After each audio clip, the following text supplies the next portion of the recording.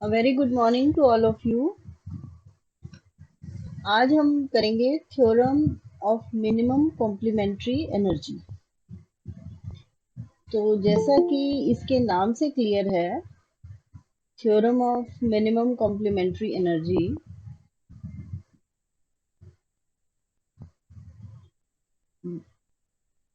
कि हमें complementary energy को मिनिमाइज करना है। फर्स्ट ऑफ ऑल हम समझेंगे कि कॉम्प्लीमेंट्री एनर्जी होती क्या है। जैसे कि आपके पास जब हम स्ट्रेस और स्ट्रेन दो चीजों का ग्राफ ड्रॉ करते हैं, ये मैंने स्ट्रेन इधर आएगा और स्ट्रेस वहां आएगा, यहाँ आएगा स्ट्रेन और यहाँ आएगा स्ट्रेस। तो स्ट्रेस और स्ट्रेन का जो ग्राफ ड्रॉ होता है वो इस तरह होता है, यहाँ तक आकर फिर ऐसे, और एक हिस्सा आता है जब चीज टूट जाती है, मतलब इसे बोलते हैं ब्रेकिंग पॉइंट। कोई भी बॉडी कितना स्ट्रेस झेल सकती है, एक सीमा के बाद तो वो टूट ही जाएगी। मान लो कोई इलास्टिक बॉडी है, मेटल है, पहले वो खींचेगी, खिंचाव होगा उसमें, ठीक है। स्ट्रेस और स्ट्रेन आपस में डायरेक्टली प्रोपोर्शनल होते हैं, हुक्स लॉ ये कहता है।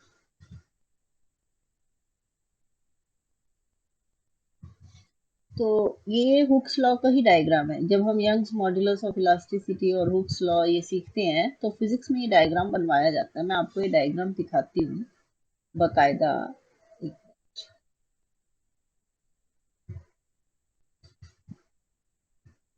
ये है स्ट्रेस और स्ट्रेन का कर्व है, ये स्ट्रेस स्ट्रेन कर्व आपको दिख रहा होगा स्क्रीन पर कि इधर स्ट्रेन है और वाई एक्सिस की तरफ स्ट्रेस है, और ये लाइन है, सॉरी ये डायग्राम है, देखो बड़ा सा। स्ट्रेन इधर है, इधर स्ट्रेस है, और ऐसे ये चीज, इसका मतलब क्या है? इसका मतलब है जैसे कोई बॉडी कितना खिंचाव सहन कर लेगी, यहाँ आने के बाद यहाँ तक उसने बड़े इत्मीनान से खिंचाव बर्दाश्त कर लिया। इसके बाद ये जो अल्टीमेट स्ट्रेंथ लिखा है, अभी यहाँ के बाद वो बस उसका टूटने की तैयारी शुरू है कि अब बर्दाश्त नहीं है, तो फ्रैक्चर, ये लास्ट में ब्रेकिंग पॉइंट होता है। अब मैं आपको ये डायग्राम क्यों दिखा रही हूँ? स्ट्रेन और स्ट्रेस में जो ये यहाँ तक की लाइन है, सीधी लाइन है जो, वो स्ट्रेन के नीचे की एनर्जी को हम बोलते हैं,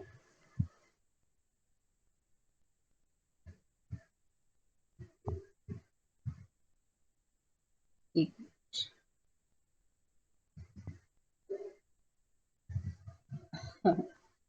एक से,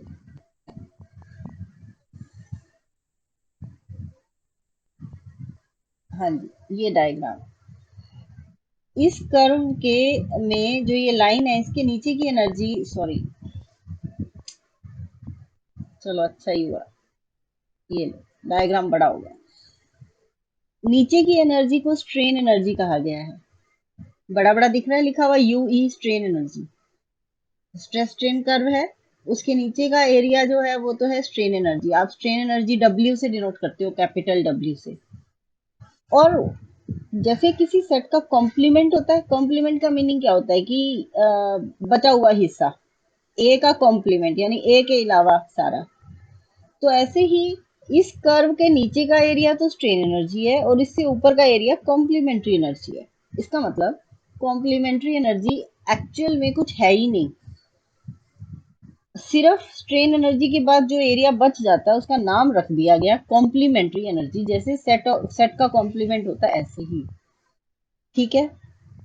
तो ये कॉम्प्लीमेंट्री एनर्जी के बारे में देखो। Definition of strain energy and complementary energy, relationship between elastic strain energy and internal complementary, यहाँ नहीं लिखा इसने, और कहीं दिखाते हैं आपको। ये डायग्राम क्लियर हो गया आपको? यहाँ है कॉम्प्लीमेंट्री एनर्जी के बारे में कि क्या होता है। अब इसको थोड़ा सा ध्यान से देखना, ये काफी इम्पोर्टेंट है।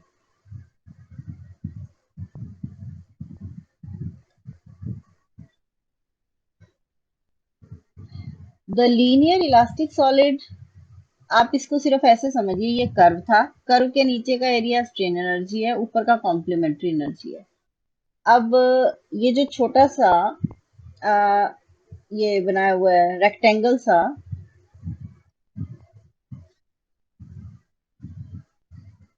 रेक्टेंगल बना हुआ है, ये डी डेल्टा जहाँ लिखा हुआ है, डी डब्ल्यू एरो लगाकर है। ठीक है, इस रेक्टेंगल का एरिया क्या होगा?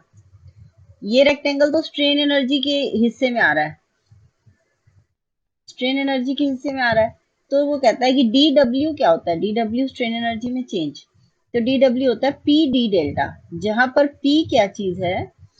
पी तो है आपका मतलब हॉरिजेंटल में जो ये वर्टिकल एक्सिस वाई एक्सिस है पी, और डेल्टा है आपका एक्स एक्सिस। तो डी डेल्टा छोटा सा डी डेल्टा, और लंबाई जो है रेक्टेंगल की वो पी है, मतलब वाई एक्सिस की तरफ जो हाइट है वो पी है। तो पी इंटू डी डेल्टा बन रहा है डी डब्ल्यू। तो हम इसका इंटीग्रल ले लेते हैं तो स्ट्रेन एनर्जी आ जाती है यू, ये होती है स्ट्रेन एनर्जी।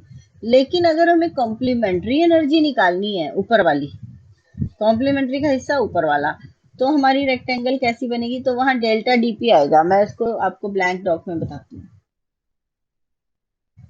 जैसे ये कर्व है, मान लेते हैं, तो ये तो आपका है, इधर है डेल्टा दिखाया उसने और इधर पी दिखाया है। आप इसको समझो ये स्ट्रेन है और ये स्ट्रेस है, राइट? तो ये तो डी डेल्टा है और ये पी है। अब पी गुना डी डेल्टा आपका स्ट्रेन एनर्जी हो जाती है डब्ल्यू, इंटीग्रेशन कर दिया। लेकिन अगर कॉम्प्लीमेंट्री निकालनी है तो आपको ऐसे लेनी पड़ेगी ये बार। तो उस केस में डेल्टा यहां तक आ गया, ये तो डेल्टा की वैल्यू हो गई, और ये है डीपी, ये कहलाएगा डीपी। तो इसका मतलब डेल्टा इंटू डीपी, मतलब डेल्टा कौन है आपका? स्ट्रेन, और डीपी का मतलब है change in stress, D of stress. इसका इंटीग्रल जब लोगे ना डेल्टा डीपी का, तो वो है कॉम्प्लीमेंट्री एनर्जी। कॉम्प्लीमेंट्री एनर्जी का सिंबल भी क्या करते हैं हम, इसको अगर यू कहते हैं तो इसको यू स्टार कह देते हैं। जैसे कॉम्प्लीमेंट क्या होता है, ए का कॉम्प्लीमेंट क्या होता है? ए डैश। तो ऐसे ही कॉम्प्लीमेंट्री एनर्जी का अगर यू, हम स्ट्रेन एनर्जी को यू कहते हैं तो कॉम्प्लीमेंट्री को यू स्टार बोल देते हैं। ठीक है, ये तो आपकी स्ट्रेन एनर्जी के बारे में, कॉम्प्लीमेंट्री एनर्जी के बारे में बात थी। अब actually potential energy, strain energy क्या होती है, और कॉम्प्लीमेंट्री एनर्जी। पोटेंशियल एनर्जी तो तब हम डिस्कस करते हैं जब हाइट चेंज हो रही है, जैसे हाइट राइज हो रही है, पोटेंशियल एनर्जी इंक्रीज होती है। ठीक है, नीचे की ओर आती है बॉडी, पोटेंशियल एनर्जी डिक्रीज हो रही है। स्ट्रेन एनर्जी का मतलब होता है जब किसी चीज को स्ट्रेन किया जाए, स्ट्रेन यानी डिफॉर्मेशन, डिफॉर्म, जो ये ग्राफ था ना स्ट्रेस स्ट्रेन वाला, डिफॉर्म जब करें तो उसके अंदर स्ट्रेन एनर्जी अपने आप भरती रहती है, मतलब उसके अंदर जो एनर्जी ऐड हो रही है वो है स्ट्रेन एनर्जी। स्ट्रेन की वजह से, डिफॉर्म करने की वजह से जो एनर्जी ऐड हुई वो स्ट्रेन एनर्जी। कॉम्प्लीमेंट्री एनर्जी ऐसी कोई चीज नहीं है जिसको मैं आपको फिजिकली समझा सकूं।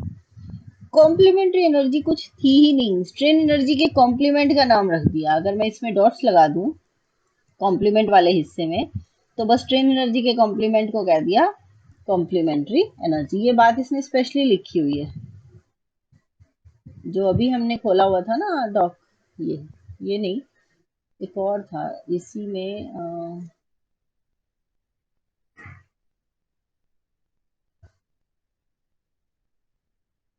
चलो एनी हाउ वो डॉक में, उसमें ये लाइन स्पेशली मेंशन्ड है, मैं आपको दिखाना चाहती हूँ। यहाँ मेरे पास लिंक्स पड़े हैं, लिंक से दिखा देती हूँ। लिंक्स, ये रहा,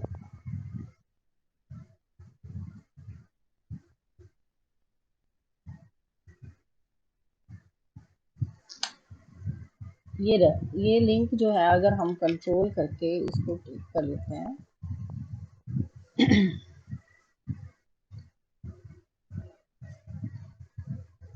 देखो इसमें ये लाइन स्पेशली मेंशन्ड है, इसको मैं बड़ा करना चाह रही हूँ और बड़ा हो नहीं रहा ये।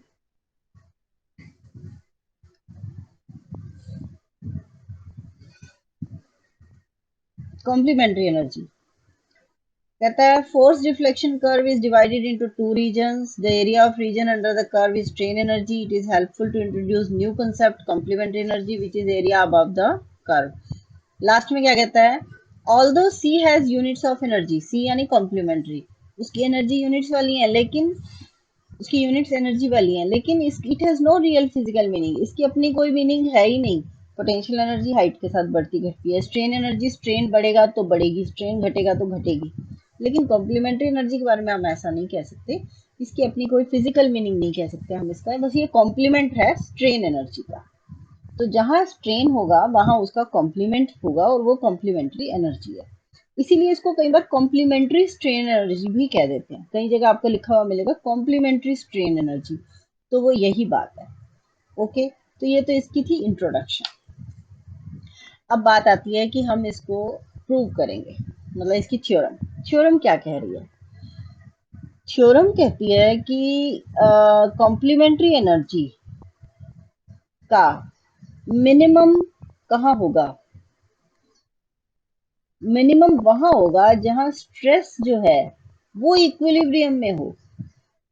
इसकी स्टेटमेंट में यहां लिखना चाहिए with small variations of stresses. अब जाके ये लाइन पूरी होती है, theorem of complementary energy with small variation of stresses. Potential energy में आपने सारी डिस्प्लेसमेंट की वेरिएशन की थी, डी यू लगाया था, यहाँ स्ट्रेस की वेरिएशन है डी सिग्मा, सिग्मा स्ट्रेस है। तो आप यहाँ सारे में आपका जो चलेगा, देखो आगे मैं थ्योरम में दिखाती हूँ आपको, वैसे इन्होंने ना दूसरे ढंग से प्रूव किया हुआ है, मैं यही सिखाऊंगी नोट्स वाला ही, इससे अलग नहीं चलूंगी। ये आपके पास डी टू डेल्टा, डेल्टा जितना लग रहा है वो टी आई जे पे लग रहा है, जितना डेल्टा लग रहा है वो टी आई जे पर है,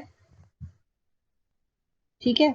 तो इसका मतलब यहाँ डेल्टा टी आई जे पर है, इसका मतलब स्ट्रेसेस में चेंज है, वेरिएशन किस में ले रहे हैं हम, स्ट्रेसेस में, डेल्टा वेरिएशन होती थी तो, और इंक्रीमेंट ये होता था, ये इंक्रीमेंट है और डेल्टा है वेरिएशन।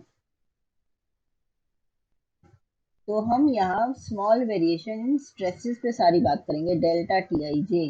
ये पूरे आर्टिकल में यू पे कहीं डेल्टा नहीं मिलेगा, यू का तो कहीं नाम भी नहीं आएगा ज्यादा, सिर्फ मेन जो का नाम आएगा टी आई जे से शुरू होगी बात, कि टी आई जे जो स्ट्रेस था वो हमारा T I J plus delta T I J हो गया है।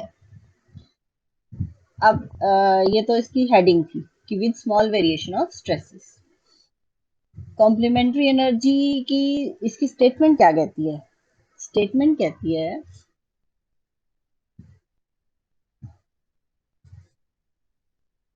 देखो पहले इसकी हेडिंग क्या है, थ्योरम ऑफ कॉम्प्लीमेंट्री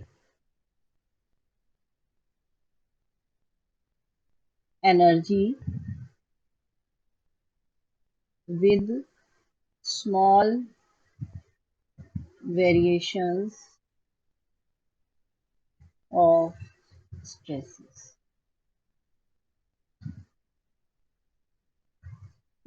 ये थ्योरम क्या कहती है, वही सेम इलास्टिक बॉडी, वही उसका वॉल्यूम, वही उसकी सरफेस, सिग्मा थी वहां, वो ना उसने गलती से ऐसे डिनोट कर रखा था, पर आर्टिकल के अंदर उसने यही सिंबल लिया है तो हम यही लेंगे, ये सरफेस है, वही स्ट्रेसेस, ओहो, वही स्ट्रेसेस स्ट्रेसेस हैं ये टी आई न्यू, ठीक है, नॉर्मल हो गई न्यू।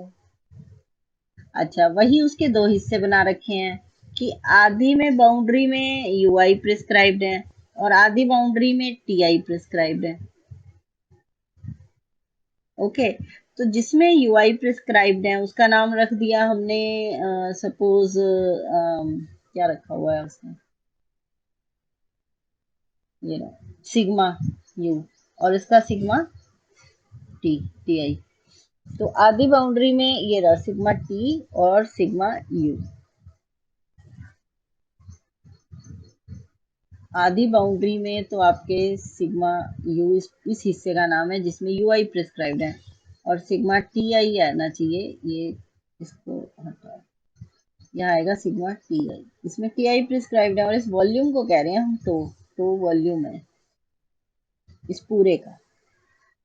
ओके, तो ये आपके पास शुरुआत में ये लिखता है। अभी मैंने आपको उसकी स्टेटमेंट नहीं बताई, मैं स्टेटमेंट बताने से पहले उसकी भूमिका है ये कि इलास्टिक बॉडी है, वॉल्यूम टो है, सरफेस सिग्मा है, इक्विलिब्रियम में है body, body forces F I है, surface forces T I nu कहेगा।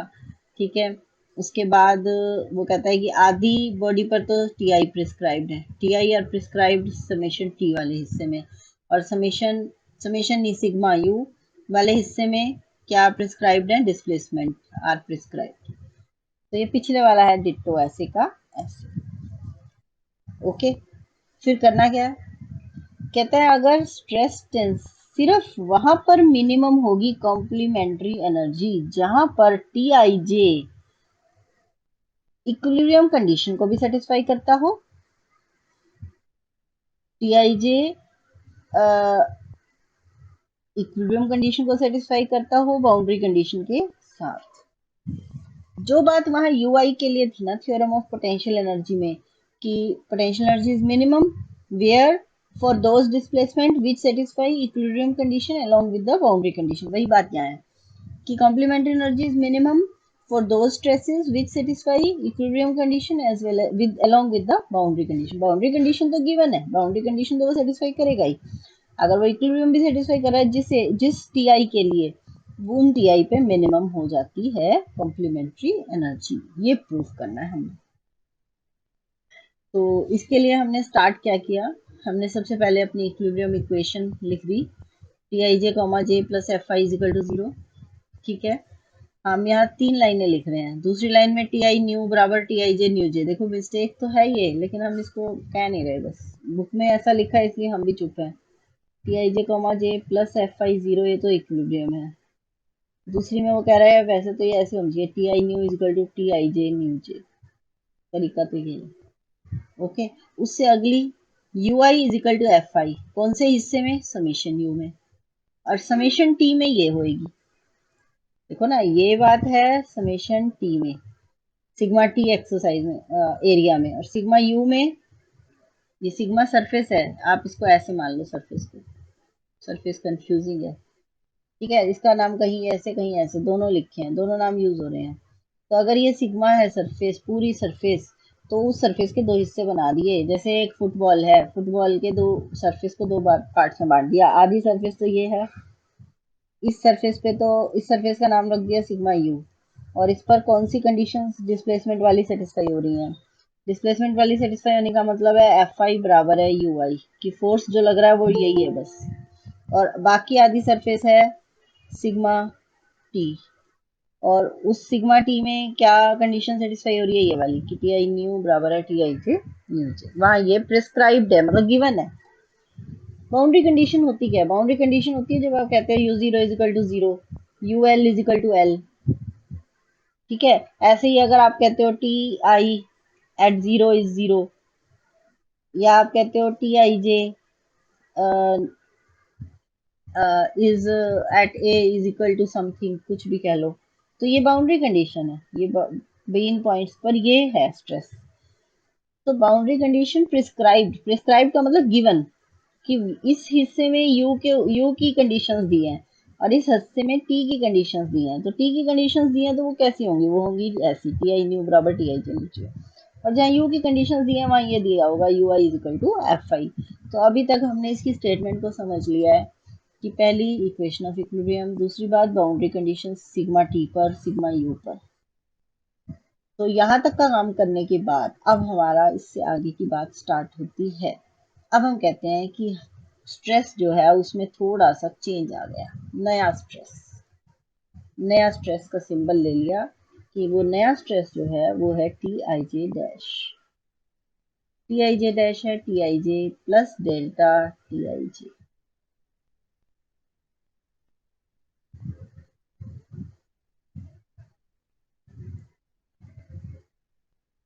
ठीक है, T I J plus delta T I J. अब करेंगे क्या हम, जो ये टी आई जे डैश है ये भी इक्विलिब्रियम कंडीशन को सेटिस्फाई करना चाहिए।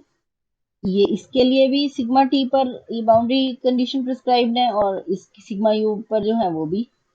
जब सिग्मा यू पर हम कह रहे हैं बाउंड्री कंडीशन है कि U I is equal to F I, यही है ना, तो इसका मतलब टी आई जे आर्बिट्रेरी है, वहां ये इनकी कोई एग्जिस्टेंस नहीं है, वहां पर ये कंडीशन फॉलो होती है और सिग्मा टी पर ये कंडीशन फॉलो होती है। इसलिए उसने लिखा है T I J dash arbitrary. कहीं ना कहीं वो इसको जीरो पुट करेगा इस हिस्से के लिए, सिग्मा यू के लिए। तो उसने कहा टी आई जे डैश के लिए भी ऊपर वाली ये तीनों ही कंडीशंस ऐसे कैसे लिख दी। अब उसने कहा टी आई जे डैश भी इक्वेशन ऑफ इक्विलिब्रियम को सेटिस्फाई करता है, तो इसकी वैल्यू रख दी T I J plus delta T I J. बाहर है कॉमा जे, यहीं से स्टार्ट है कैलकुलेशन। अब वो कहता है कि टी आई जे भी dash comma J plus F आई भी जीरो है। इसका मतलब है T I J plus delta T I J comma J plus F I zero है। अब इसको जब मैं खोलती हूँ तो ये बनता है T I J comma J plus delta T I J comma J plus F I zero. ठीक,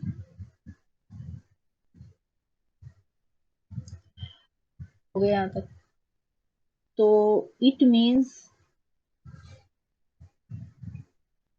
कि आपका ये हिस्सा जीरो होने से क्या हुआ कि अब कहता है कि अब ये प्लस ये तो जीरो होता ही है, पीछे ही हमने कह दिया नंबर वन इक्वेशन में। इसका मतलब ये भी क्या बन गया, जीरो, क्योंकि इसको जीरो पुट करेंगे तो this is equal to zero रह गया। तो हेंस ये delta T I J variation जो है वो जीरो है। वेरिएशन का कॉमा जे ई जीरो है। इसको नंबर फोर, इसको आगे हम इस्तेमाल करेंगे, राइट। अब आगे चलते हैं। ये तो उसने फर्स्ट बात कर ली। अब उसने कहा कि हम कहते हैं ये चीज कौन से हिस्से में सेटिस्फाई प्रिस्क्राइब्ड है, सिग्मा टी में कहते हैं ना। तो यहाँ भी पुट करो T I J plus delta T I J. यहाँ से जो निकाला वो ये आ गया, इसका भी इस्तेमाल करेंगे नंबर फाइव का, आगे निकाल के दिखाते हैं आपको। अब अगली कंडीशन थी T I J nu J is equal to T I nu, यही थी। अब वो कहता है टी आई, इसको डैश के लिए लिख दिया। अगर मैं डैश के लिए लिख रही हूँ T I J dash nu J is equal to T I, ये नॉर्मल नहीं लिख रहा कहीं भी ना, कोई बात नहीं है, ये नॉर्मल हटा दो। अब इसको लिखा T I J plus delta T I J और न्यू जे, तो ये बन गया T I J nu J delta T I J nu J T I. अच्छा, अब ये चीज तो इसके बराबर है, इसका मतलब ये चीज जीरो हो गई, ठीक है। अच्छा, उसके बाद अगली कंडीशन थी कि सिग्मा यू पे ये आर्बिट्रेरी है, और कंडीशन अगर लगानी है सिग्मा यू पे तो वही है U I is equal to F I. ये तो हमने मोटे मोटा काम कर लिया, नंबर चार पाँच छः निकाल दी। अब हम वहीं से स्टार्ट करेंगे जहाँ से कल काम स्टार्ट हुआ था। ये मैं कल कराऊंगी शुरू, क्योंकि इसकी सारी कैलकुलेशन लंबी है आगे। फुल ये कल हो जाएगा आपका कॉम्प्लीमेंट्री थ्योरम, और फिर उससे अगले लेक्चर में reciprocal theorem of Betti and Rayleigh चलेगा।